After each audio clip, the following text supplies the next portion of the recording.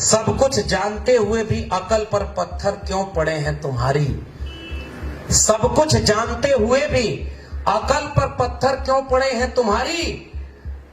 अगर मंदिर से दान पेटी हटा दी जाए तो भगवान नाराज होगा या पुजारी। ये लड़ाई इतनी ही आसान होती तो ज्योतिबा फूले के दौर में पूरा भारत ज्योतिबा फूले के पीछे खड़ा हो गया होता।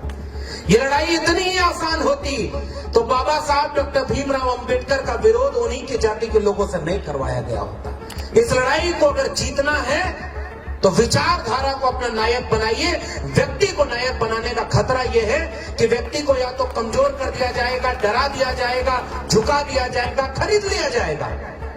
लेकिन जब विचार केंद्र में होता है तो व्यक्ति की जगह दूसरा व्यक्ति ले लेता है। लेकिन सवाल इस बात का है साथियों, व्यक्ति नहीं विचार खतरे में है। पहले मैं इलाहाबाद यूनिवर्सिटी में पढ़ाई करने गया तो आजमगढ़ से बस से जाया करते थे। जहां बस रुकती थी एक आदमी बीच में आता था और ऐसे ही एक पर्चा सबको पकड़ा के चला जाता था। उस पर्चे पर कुछ भी लिखा होता था, ऊपर का था और नीचे लिखा होता था कि इस पर्चे को देख करके कुछ लोगों ने मुफ्त में 1000 पर्चा छपवा कर घर घर बांटा। उनके घर बहुत बड़ी खुशखबरी आई, रुका हुआ काम बन गया। और 2 लोगों ने पर्चा देख करके फाड़ के फेंक दिया। 24 घंटे में उनके घर अनहोनी हो गई। अब बताइए उस पर्चे का आप क्या करेंगे। हम सोए वतन को जगाने चले हैं, हम मुर्दा दिलों को जलाने चले हैं। गरीबों को रोटी न देती हुकूमत, जालिमों से लोहा बजाने चले हैं। हमें और ज्यादा न छेड़ो ए जालिम, मिटा देंगे जुल्म के ये सारे नजारे, या मिटने को खुद हम दीवाने चले हैं। हम सोए वतन को जगाने चले हैं। हमारे यहाँ आज हम उस चौराहे पर खड़े हैं कि उत्तर प्रदेश के मथुरा में हम यादव समाज के लोगों को भी नहीं समझा पाए कि दलित बहनों की अगर शादी जा रही है तो यादव समाज के लोग उस पूरे परिवार पर हमला कर देते हैं और बारात वापस लौट जाती है, शादी टूट जाती है। कितने यादव संगठनों ने पर्चा लिख करके कहा कि यह गलत हुआ है और हम उसका विरोध करते हैं। आलोचना अपने घर से भी होनी चाहिए कि महाराष्ट्र में मैं जब बोलने गया तो मुझे वहां के दलित समाज के, ओबीसी समाज के लोगों ने एक पर्चा पकड़ाया जो एक नोटिफिकेशन था कि अब बीए के कंपलसरी पेपर में ज्योतिष विज्ञान पढ़ाया जाएगा और वो वैज्ञानिकों का कार्यक्रम था। आपके शिक्षा का सिलेबस पूरी तरह से कम्युनलाइज कर दिया गया है, आपको पता ही नहीं। ये एक वैचारिक कार्यक्रम है। शिक्षा और संविधान के बहाने अपने मौजूदा वक्त के सबसे बुनियादी सवालों पर बात करने की जरूरत, जिसकी पूरे देश को जरूरत है, बिहार और उसमें भी भागलपुर के लोग इसकी पहल कदमी करते हैं। इसके लिए मैं आपका आभार व्यक्त कर रहा हूं। जिस दौर में मैं जिस विश्वविद्यालय से ताल्लुक रखता हूं, उस विश्वविद्यालय ने कोर्ट को ये कहा कि हम देश के प्रधानमंत्री की डिग्री नहीं दिखा सकते किसी को। कोर्ट मांगेगा तो उन्हें ही दिखाएंगे कि उनकी डिग्री ओरिजिनल है कि फर्जी है। ऐसे वक्त में शिक्षा पर बात करना अपने आप में एक जन प्रतिरोध की बात करता है और इस जन प्रतिरोध में मैं अपने को शामिल मानता हूं, क्योंकि ऐसे वक्त में शिक्षा ही खतरे में है। बिहार में चुनाव तो कुछ दिन बाद होगा, लेकिन भाजपा और आरएसएस के स्टार प्रचारक पहले ही बिहार भेज दिए गए हैं और पूरे बिहार में घूम घूम के वो कथा कह करके पहले जमीन की जुताई बुआई शुरू कर दिए हैं, जिसमें बीजेपी आकर के अपने वोटों की फसल काटेगी। और 3-3 बाबाओं को ऐसे काम पर लगाया गया है, जिसमें से एक का धाम है और पिछले दिनों प्रधानमंत्री और देश के राष्ट्रपति उस धाम में जा चुके हैं और उसको वैधता प्रदान कर चुके हैं। जिसकी डिग्री का पता नहीं, जो शिक्षा की बात नहीं करता, जो इस देश में सीधा अंधविश्वास और पाखंड फैलाने का काम करता है, देश का सबसे बड़े पद पर बैठा व्यक्ति उनके मंच पर खड़ा होकर के उसे वैधता दे रहा है। फिर शिक्षा की बात कौन करेगा? फिर डिग्रियों की जरूरत किस बात की है? फिर जो डिग्री पाए हुए लोग हैं और ओरिजिनल डिग्री लिए लोग हैं, उनको रोजगार नहीं मिलेगा, आपकी वैकेंसी नहीं आएगी। जब वैकेंसी आएगी तो पेपर लीक होगा, पेपर लीक होने के बाद आंदोलन करिए। इसी बिहार के गर्दनी बाग में छात्र अभी भी आंदोलन कर रहे हैं कि उनका जो पेपर लीक हो रहा है उनके साथ नौकरी की धांधली है, ये गलत है। फिर ऐसे जरूरत किस बात की होगी कि शिक्षा की अहमियत कौन बताएगा? वहां चंद मुट्ठी भर लोग हैं।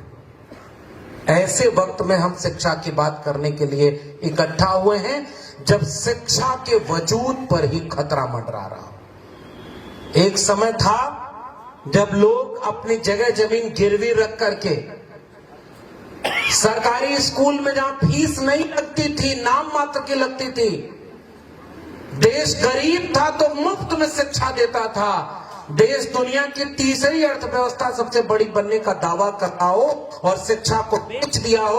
अब जिसके जेब में पैसा है उसी के बच्चों को अच्छी शिक्षा मिलेगी, और जिसकी जेब में पैसा नहीं है, बिहार में भी एक खबर आई कि 700 सरकारी स्कूलों को बंद किया जाएगा। अब नए स्कूलों की जरूरत क्या है? ऐसे विपरीत वक्त में यह शिक्षा सम्मेलन बचाने का हो रहा है। हम जिस विश्वविद्यालय से पढ़ करके इस देश में कलम और किताब हाथ में लिए, तो इस देश में कुदाल फावड़ा चलाने वाले, हाथ से मेहनत करने वाले, श्रम करने वाले तबके के लोग 90 के बाद तो पहली बार व्यवस्थित तौर पर देश के विश्वविद्यालयों तक पहुंचना शुरू हुए। आज भी देश के विश्वविद्यालयों में 4% प्रोफेसर ओबीसी कम्युनिटी के हैं, केवल 4%। और आबादी कितनी है ओबीसी की?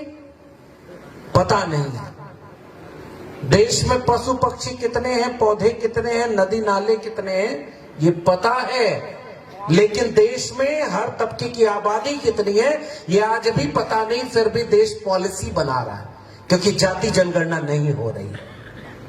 और जाति जनगणना होती तो एक सच आईने की तरह सामने खड़ा होता, और वो सच छिपाया जा रहा है।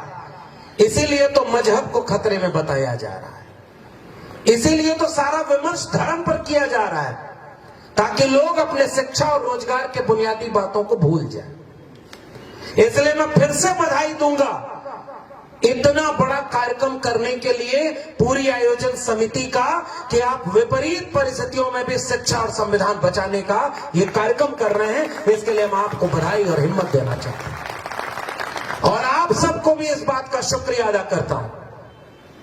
कुछ लोग थोड़ी देर पहले कह रहे थे और उसका जवाब चूंकि रिंकू जी ने दे दिया, तो मैं उसको दोहरा कर वक्त जाया नहीं करना चाहता, लेकिन एक गुजारिश जरूर करूंगा।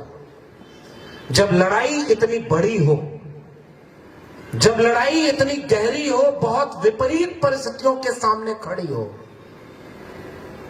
तो फिर थोड़ा धैर्य और थोड़ी समझदारी की जरूरत होगी।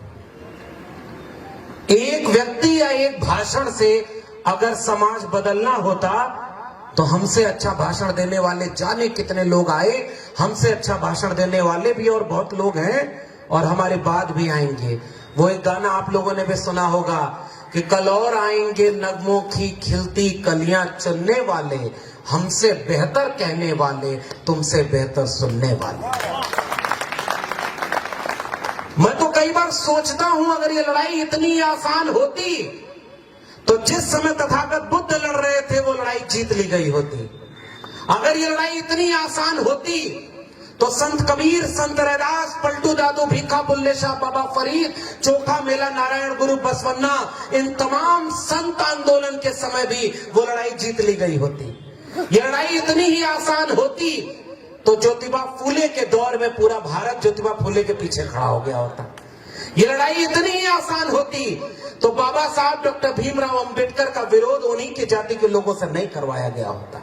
ये लड़ाई इतनी ही आसान होती तो जिस समय इसी बिहार में त्रिवेणी संघ बना 1930-40 के दशक में काम कर रहा था और वो भी 3 जातियों की रहनुमाई अगुवाई में कर रहा था, लेकिन बात 90% लोगों की कर रहा था। त्रिवेणी संघ के पीछे पूरा बिहार खड़ा हो गया होता। अगर ये लड़ाई इतनी आसान होती तो अर्चक संघ उत्तर प्रदेश और बिहार में बना और उन तमाम नारों और आंदोलनों को आगे बढ़ाने की कोशिश की। समाजवादियों का आंदोलन खड़ा हुआ, डॉक्टर लोहिया के पीछे सारे खड़े हो गए होते, बाबू जगदेव प्रसाद के साथ खड़े हो गए होते। हम तो कई बार सोचते हैं ये लड़ाई इतनी आसान होती तो मंडल और कांशीराम तक ये ऐतिहासिक निर्णय का दौर था, लड़ाई हम जीत चुके होते। मगर कहीं तो मुश्किल है कि लड़ाई हम जीत नहीं पाए। कहां कमी रह गई, बात इसी पर होनी है। इसलिए एक व्यक्ति या एक भाषण से ये लड़ाई नहीं जीती जाएगी और इस बात को हम भी दोहराना चाहते हैं। इस लड़ाई को अगर जीतना है तो विचारधारा को अपना नायक बनाइए। व्यक्ति को नायक बनाने का खतरा यह है कि व्यक्ति को या तो कमजोर कर दिया जाएगा, डरा दिया जाएगा, झुका दिया जाएगा, खरीद लिया जाएगा। लेकिन जब विचार केंद्र में होता है तो व्यक्ति की जगह दूसरा व्यक्ति ले लेता है और उसका एक खतरा यह भी नहीं होता कि बीजेपी और आरएसएस में भी बहुत सारे यादव लोग हैं, लेकिन आप हमको सुनने आए हैं, इसका मतलब हमारी जाति की बात हमारे यहां नहीं होने वाली।